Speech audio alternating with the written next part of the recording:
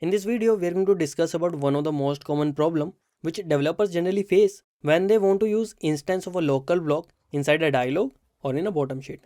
To simulate the same situation, we are going to show the last generated state by the number generator block inside the dialog.